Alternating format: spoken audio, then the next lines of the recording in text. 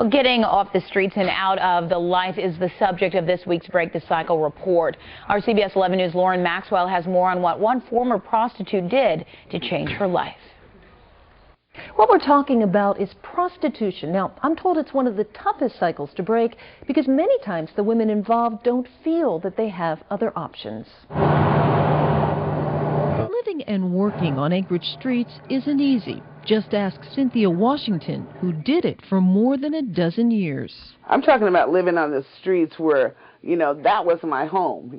I would go see my kids, and visit my son, Princeton. Cynthia says in the beginning she liked the street life a little too much, but it wasn't long before it got the better of her. Drugs and prostitution came next. You get to hustling, you do things, you want to make money to support your habit.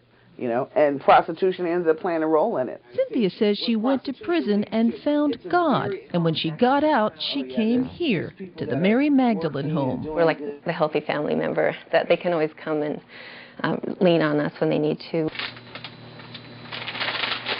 It isn't really a home, it's a faith-based organization that helps women break the cycle of prostitution, giving them the resources they need, from donated clothes to support groups.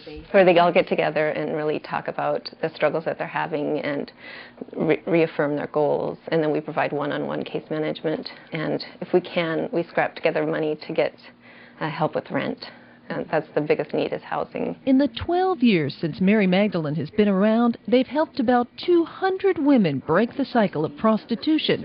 And right now, they have a caseload of at least 50 women who are trying to do the same. In the 12 years since Mary Magdalene has been around, they've helped about 200 women break the cycle of prostitution. And right now, they have a caseload of at least 50 women who are trying to do the same. Cynthia Washington is one of their success stories. She says she makes it her goal now to let others know they too can change. And I tell the women that come here, keep coming back. It works.